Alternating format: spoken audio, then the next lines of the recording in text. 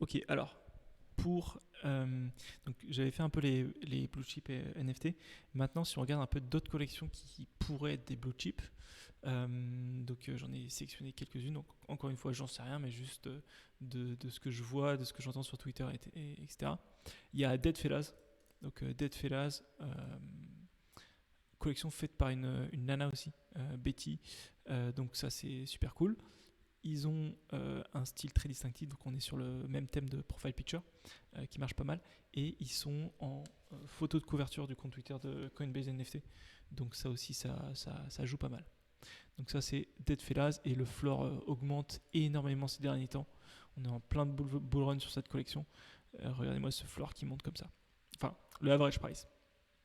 Donc ça, c'est Dead Fellas. Deuxième collection, c'est Azuki. Donc là, c'est hyper bullish. Donc c'est allé très très vite pour Azuki.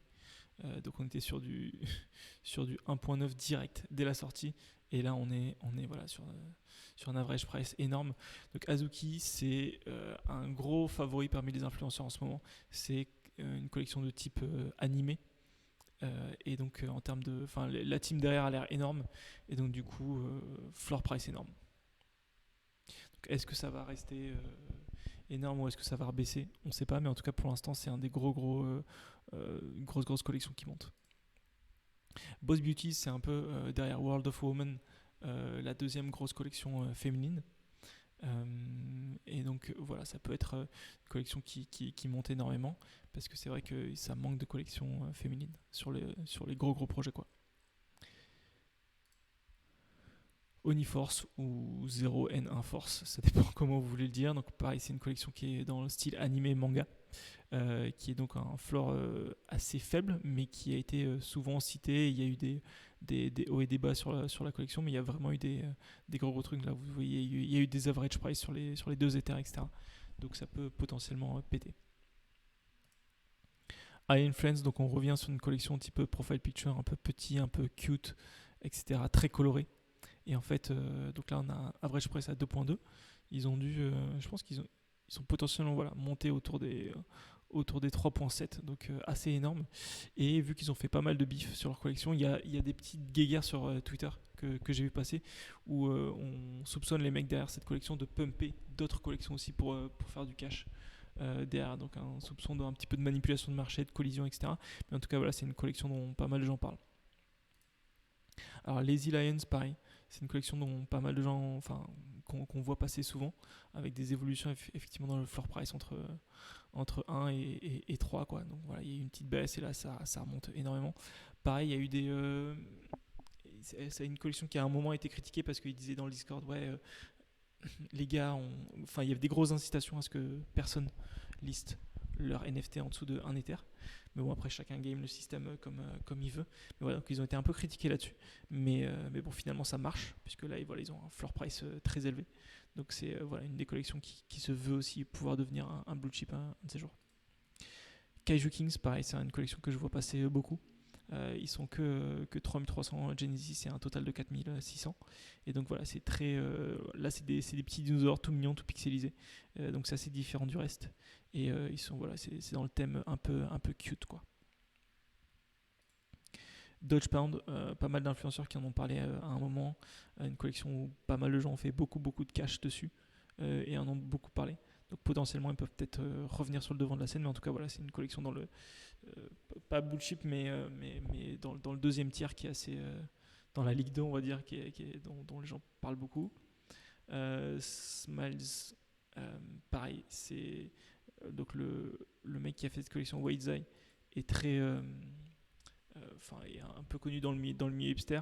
Ils ont fait une collection de merchandising avec The Hundreds en même temps que la collection de Dead Fellas, donc ça les met un peu dans le même panier en ce moment.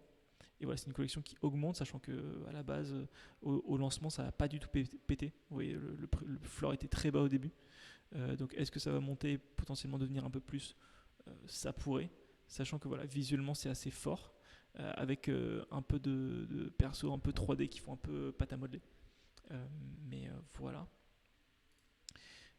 Gutter Cat Gang, franchement, c'est pas une collection que je connais beaucoup et que je regarde beaucoup, mais je l'ai vu passer de temps en temps et voilà, ils ont un floor price assez élevé, donc potentiellement c'est à mettre dans le panier, dans la Ligue 2 en tout cas des NFT. Pudgy Penguins, voilà, floor price assez bas, mais c'est un truc où voilà, j'en entends parler assez souvent. Voilà, c'est des pingouins, ils sont mignons et voilà, pas mal de gens en parlent, donc ça peut être un truc qui pourrait potentiellement monter. Mechaverse, alors Mechaverse ça a été une grosse histoire de hype puis de flop. En gros, au lancement, ils ont fait un peu des ventes énormes. Si je regarde, alors en termes de vente, voilà, si je regarde le début, voilà, il y avait des ventes autour de 7-8 Ethers au début. Et puis après, ça s'est un peu pété la gueule. Il y a pas mal de gens qui disaient qu'en fait, c'était pas cool parce que vu que le background est le même, ils se ressemblent un peu tous, donc pas assez différents. Plus, il y a des gens qui ont dit que les devs sont un peu appropriés les trucs les plus rares. Bon, moi perso, j'en sais rien. Tout ce que je sais, c'est que c'était un des plus gros lancements, il y a une des plus grosses hype au lancement. Et ensuite, ça s'est vraiment effondré. Mais vu qu'ils sont super cool et je crois qu'ils sont dans Coinbase NFT aussi, ils pourraient potentiellement revenir sur le devant de la scène. Subdocs, pareil, il y a pas mal de gens, d'influenceurs qui en parlent, etc., comme une des collections cool. Je la connais pas trop, mais voilà, c'est un truc à garder à l'esprit.